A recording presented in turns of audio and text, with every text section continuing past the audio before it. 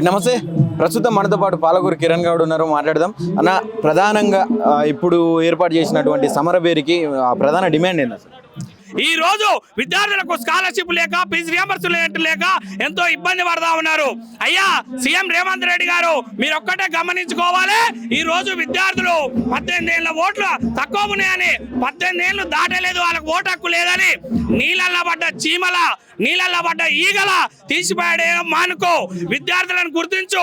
విద్యార్థులు ఈ రోజు కాలేజీకి వెళ్తే కాలేజ్ యజమాన్యాలు ఎంతో ఇబ్బంది పెడుతున్నారు. నానా రకాలుగా వాళ్ళని ఇబ్బంది పెట్టి ఫీజు కడితేనే మీకు ఎగ్జామ్ రాపిస్తాం, ఫీజు కడితేనే మీకు ఎడ్యుకేషన్ అందిస్తామని విద్యార్థులని ఇబ్బంది పెడితే విద్యార్థులు ఎంతో సఫర్ అయ్యి అన్నా మా ఫీజుల కోసం ధర్నా చేద్దాం, రాస్తారోకో చేద్దామని ఈ రోజు వేలాది మంది విద్యార్థులు ఇందిరా పార్క్ కాడ ధర్నా చేయడం జరుగుతుంది. ఖబర్దార్ సీఎం గారు, ఇప్పటి వరకు ఎంతో సిగ్గుచేటంటే ప్రభుత్వం ఏర్పడి కూడా సంవత్సరం దాటినా ఇప్పటికీ ఒక విద్యాశాఖ మినిస్టర్ లేడంటే సిగ్గుచేటండి. ఏమైనా విద్యాశాఖ ఎటుపోతుంది? విద్య ఏమందుతుంది? అసలు తెలంగాణ రాష్ట్రంలో విద్యా వ్యవస్థ తల కుతలంగా ఉంది. సీఎం గారు తక్షణమే దీన్ని గమనించండి.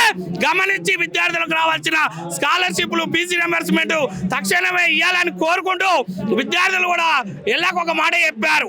విద్యార్థి ఉద్యమ వీర కిరణాలు వీరులో మా సూర్యులో యమ్మ, పోరుకై వాళ్ళు ముందుకొచ్చారు, వీరులో మా సూర్యులో యమ్మ అంటూ ఈ రోజు విద్యార్థులు గొంతెత్తి ఇందిరా పార్క్ కాడ పెద్ద ఎత్తున ధర్నా చేస్తుంది. కాబట్టి ఇది ముఖ్యంగా విద్యార్థుల కోసం, నిరుద్యోగుల కోసమే ఏర్పడ్డ ప్రభుత్వం కదా అన్న. ఇది ఎందుకు మరి విద్యార్థులకు అన్యాయం జరుగుతుంది? ఇందులో విద్యార్థులకు ఎందుకు అన్యాయం జరుగుతుందంటే కొత్తగా వచ్చిన ప్రభుత్వం, కాంగ్రెస్ ప్రభుత్వం, సీఎం రేవంత్ రెడ్డి గారు వచ్చి ప్రభుత్వం ఏర్పడి కూడా సంవత్సరం దాటింది.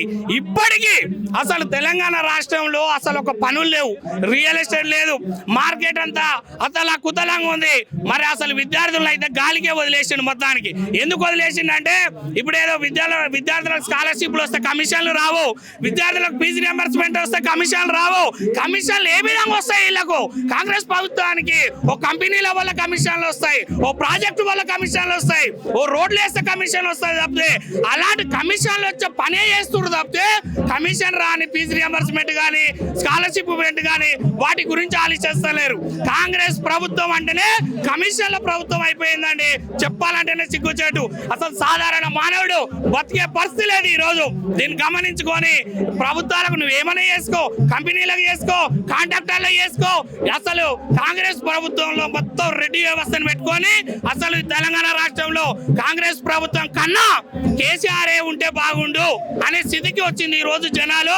కాళ్ళకు గజ్జలు కట్టినట్టు, నెమలి నాట్యం చేసినట్టు, కంఠంలో నా కత్తి పాటలు, యువతరాని కొత్త పాటలు, నున్నా మిసాలోళ్ళు, నును రేతా రెమలు వాళ్ళు, రేలో నాయి రేలా విద్యార్థులు వీరులు రన్నో, రేలా రేలా నై రేలా విద్యార్థి సంఘము రన్నో, రేలా రేలా నై రేలా చెలి చీమలు ఏకమయ్యి కొండ చిల్వను గుంజినట్టు విద్యార్థులు ఏకమయ్యి సీఎంను గుంజుతారు. ఈ విద్యార్థులు ఏకమయ్యి ప్రభుత్వాన్ని గుంజుతారు. ఈ విధంగా విద్యార్థుల పరిస్థితి ఈ రోజు ఈ విధంగా ఉంది. కాబట్టి మరి సీఎం గారు విద్యార్థుల పట్ల మంచి అభిప్రాయంతో స్కాలర్షిప్, ఫీజు రియంబర్స్మెంట్ ఇవ్వాలని కోరుకుంటూ సెలవు తీసుకుంటున్నాం. మీ పాలకూరు కిరణ్ గౌడ్.